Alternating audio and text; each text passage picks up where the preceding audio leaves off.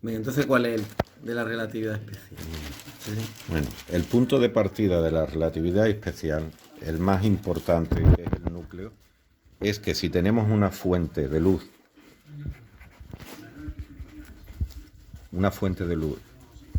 y dos sistemas de referencia, o dos personas, o dos vehículos, Sí, lo que sí. uno se va acercando hacia la fuente Sí. y el otro lo que va alejándose Sí. de la fuente, Sí. lo cual eso no admite discusión, Sí. porque yo sé si me voy acercando o me voy alejando. Sí. Incluso basándote en el movimiento relativo entre estos dos, porque incluso el que se va alejando, es que aquí hay que tener mucho cuidado con las cosas, el que se va alejando de una fuente de luz respecto al rayo de luz también se va acercando, porque como nunca podrá llevar la velocidad de la luz, Claro. imagínate que se va alejando a Va con la 200.000 kilómetros intención por... de alejarse de la luz y sin embargo porque le siempre gana la se velocidad de va- la luz. Pero siempre se Claro. va acercando netamente. Claro, porque la luz corre más que él. Eso es. Y poco a poco. Entonces lo que tiene es ganas de alejarse, pero no lo consigue.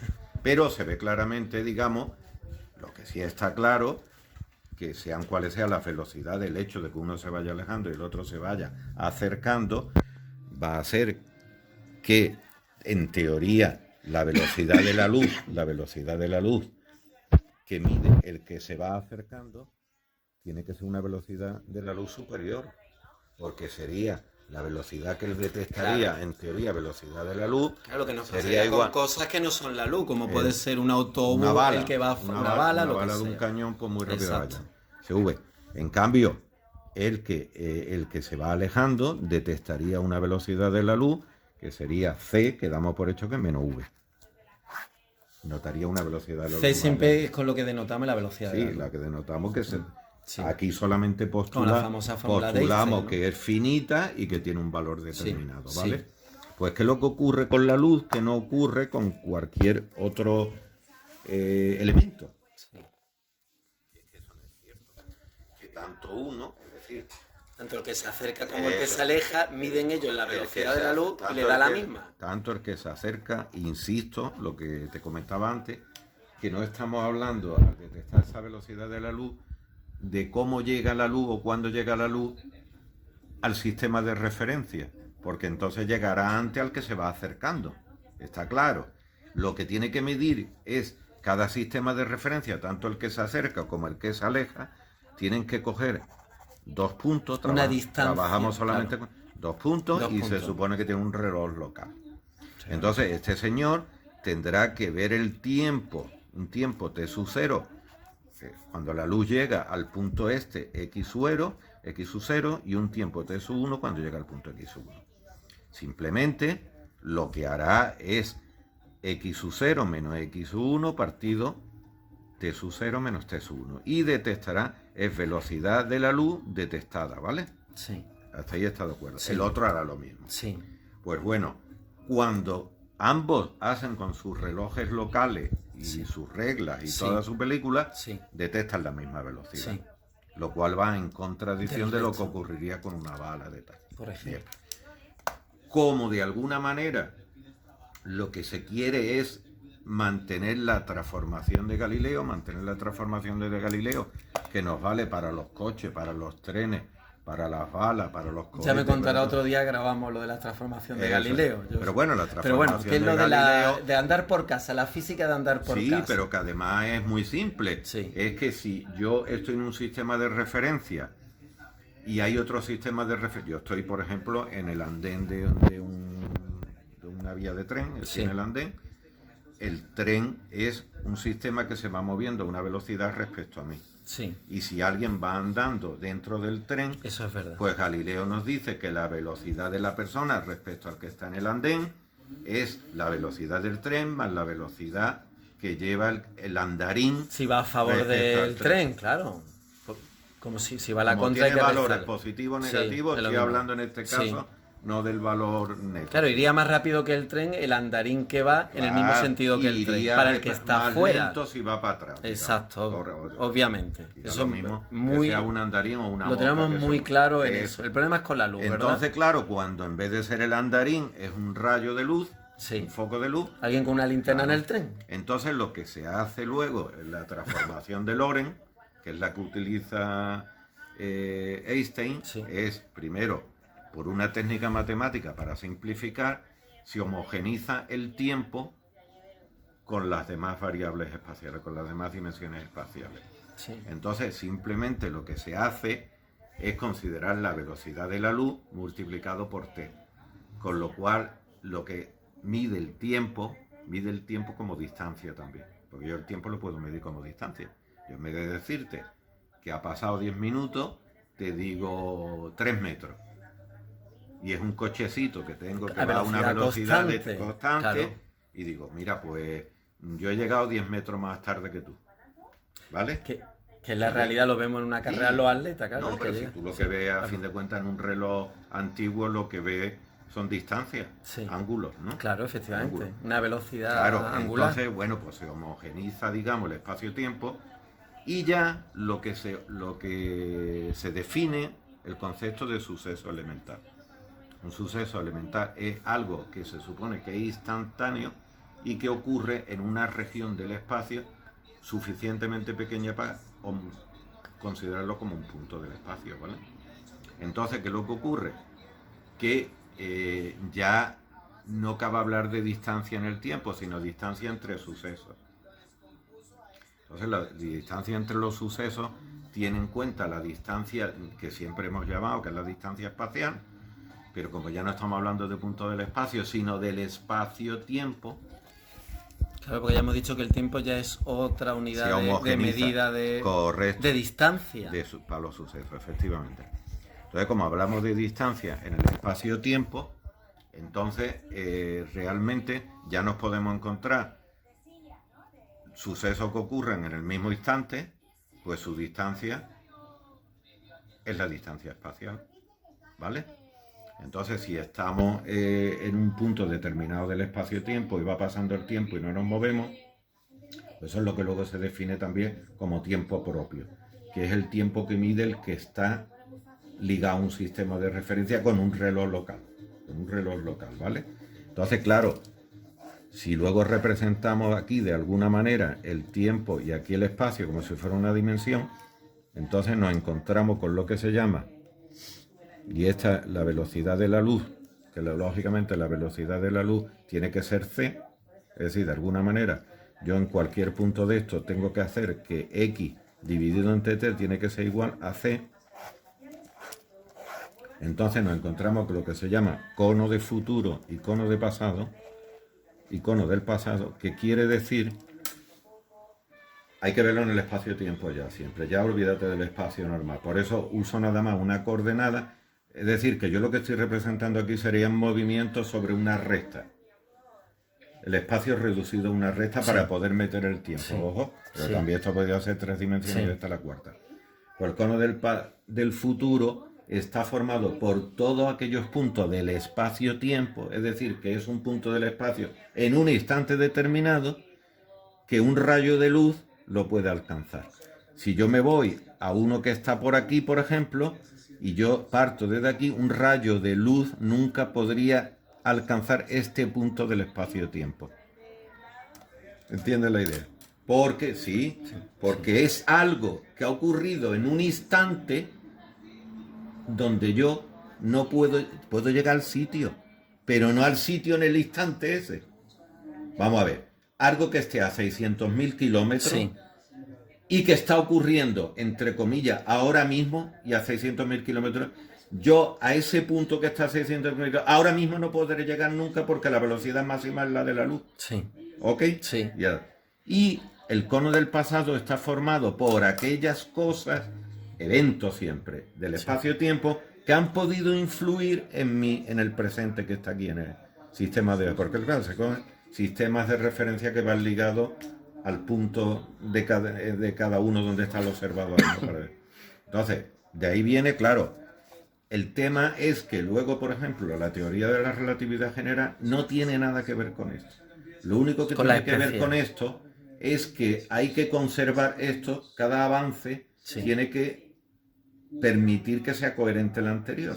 Entonces, pero la relatividad general se basa, es distinto, la relatividad general se basa en que yo no puedo distinguir localmente en un sistema de referencia, si tengo un peso, tengo algo, si es que hay un campo gravitatorio fuera o es que alguien ha dado un tirón del sistema de referencia con una aceleración. Entonces no tiene absolutamente nada que ver. Lo del ascensor, tú en un ascensor en caída libre no sabes si estás sometido a un campo gravitatorio o está en caída libre o no. O está sin gravedad. Totalmente. Y de hecho, en realidad lo que llamamos peso, que es la presión que hace un cuerpo sobre una superficie o sobre el mismo peso, en realidad eso no tiene nada que ver con la gravedad. Es un caso particular de la gravedad en un sistema de referencia determinado que está quieto respecto al centro del campo gravitatorio, por eso aparece el peso. Pero la gravedad en la teoría general de la relatividad es que los cuerpos estarían cayendo hacia el centro, sí. Como no caerían a velocidad constante, sino que irían acelerados, sí. Eso lo que se interpreta es en el espacio-tiempo de la relatividad como que se curva, porque si yo tengo aquí una línea, indica velocidad constante. Sí. Si yo la curvo así, si yo la curvo en este sentido del eje de la X, quiere decir que va aumentando el valor X no en proporción al valor T, lo que se va acelerando. Sí. Entonces por eso se dice que se deforma el espacio-tiempo. Y en realidad es una deformación también del espacio-tiempo, porque si yo cuando hemos dicho que es equivalente a la gravedad el acelerar yo un sistema, ¿vale? Si yo acelero un sistema, puedo decir que está sometido a un campo gravitatorio. Es equivalente, por el principio equivalente. Si entra un rayo de luz por un lateral de ese sistema, no va a ir al frente, sino que va a quedar un poquito, entre comillas, más bajo. O sea, si yo tengo, imagínate, un sistema de referencia. Sí, tú tienes un sistema de referencia. Que lo están acelerando en esta dirección. Esto es equivalente a un cierto campo gravitatorio con un valor G, ¿de acuerdo? Todo lo que yo diga para este sistema acelerado tiene que ser válido para un campo gravitatorio y recíproco, por lo menos localmente. Sí. Y tal. Si por aquí entrara, esto imagínate que es una sección de un ascensor, para que nos entendamos, de una caja. Si por aquí entra un rayo de luz, el rayo de luz este no sale por aquí, sino que haría esta trayectoria, más o menos. Uh-huh. De ahí, por esta homología, se saca que la luz pesa. Anda. Por equivalencia. Yeah. Si en el campo gravitatorio tiene que pasar lo mismo que aquí, luego la luz pesa. ¿Vale?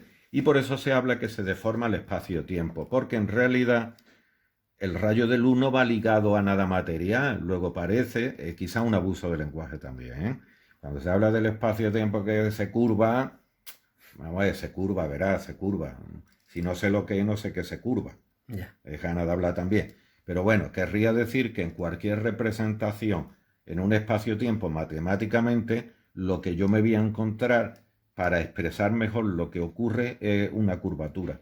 Porque en vez de ir viendo cada una de las curvas que van ocurriendo, digo que el espacio-tiempo está curvado. Eso de que en realidad, entre comillas, esté curvado es gana de hablar del sexo de los ángeles. Porque no, ni sé ni no sé. Porque yo como el espacio no sé lo que es curvarlo, ¿vale? Yeah. Porque además fíjate una cosa importante, no pierdas de vista, que como el espacio que se curva es de 3 dimensiones, para yo curvar algo necesitaría otra dimensión más. O sea, yo puedo coger este folio de 2 dimensiones y curvarlo porque dispongo de una tercera dimensión. Pero ahí es lo que dice que el que se curva es el espacio de 3 dimensiones y el del tiempo también. Pero ya nada más para el de espacio normal que conocemos sin meter el tiempo, necesitarías otra dimensión. El folio que no es una plano, curva, cuando lo curva deja de ser... Claro, volvemos a lo de siempre. Está en el espacio de 3 dimensiones el folio. Volvemos a lo de siempre. Se le están dando carácter de realidad a lo que es un isomorfismo de la realidad, que es la imagen matemática. Nosotros lo que estamos trabajando con un mapa de la realidad y la curvatura se produce en ese mapa de la realidad. Lo que esa curvatura sea luego de verdad en la física del espacio-tiempo es ganas de hablar, ganas de hacer el imbécil. Y ganas de ponerse flores que no se merecen. Para llamar la atención de la gente que no tiene ni puta idea de nada. Ese es el tema. Entonces, claro, la teoría, lo que sí es cierto, que la teoría general de la relatividad, como viene del marco de la teoría especial, del espacio de Minkowski, sí, pues lógicamente lo que hereda de la teoría de la relatividad especial es que tiene que mantener ese tema, pero en realidad una y otra no tienen nada que ver. Entonces lo que sí ocurre en la teoría general de la relatividad respecto a la gravedad, que el hecho más notorio, que es el peso de algo, el peso de algo es lo que asociamos con la gravedad. Yo llevo una bolsa, llevo una y digo, pesa coño, porque no la suelta. Si la suelta no te pesa. Ya. Es decir, que el peso... Porque no te caes tú, si tú te cayeras la bolsa deja de pesar. Es decir, que no cabe duda que lo que llamamos peso viene impuesto por el sentido práctico de la vida y de la tecnología, que yo quiero llevar una bolsa con huevo, con lo que sea, o con copa, porque no lleguen rotos. ¿Entiendes? Pero en la teoría general de la relatividad eso pasa a un segundo plano que no tiene nada que ver, no tiene importancia. En la teoría general de la relatividad el cuerpo estaría en caída libre y entonces lo que se ve es otra cosa que no tiene nada que ver, que es lo que se llama el efecto marea. El efecto marea es que si yo tengo un cuerpo que va cayendo libre, por muy libre que vaya cayendo, como lo que está más cerca al punto donde se está creando el campo gravitatorio siempre será más fuerte que lo que está más alejado, entonces el cuerpo ese al caerse deforma. ¿Ok? Uh-huh. Eso es lo que dicen, que cuando una persona se acercara a un agujero negro, pues es una tontería, porque no te vas a acercar, no está la cosa para eso, la persona entraría en elongación. ¿Por qué? Porque son campos tan intensos que la cabeza está a una distancia, el pie está a otra, 1,70 m, 1,80 m menos, pero es tan intenso el campo gravitatorio que tiraría tanto más rápido de la parte más cercana, con más fuerza, y estiraría. Ese es el tema. Entonces incluso, tú imagínate, claro, todas estas cosas tienen sus implicaciones. Tú imagínate que tienes una caja llena de partículas, y estás midiendo la entropía de esa caja, el orden, es decir, dónde está. Si tú esa caja en un momento determinado la dejas caer libre en un campo gravitatorio y se produce el efecto marea, estás actuando sobre el orden. Es decir, que el campo gravitatorio actúa sobre el orden, sobre la entropía. Ya. Claro. Lo que hace la gravedad es eso, actúa sobre la entropía. Actúa sobre la entropía. Desordena. Desordena u ordena. Ordena. Ya, ¿vale? Pues ya seguimos otro día. Claro que sí.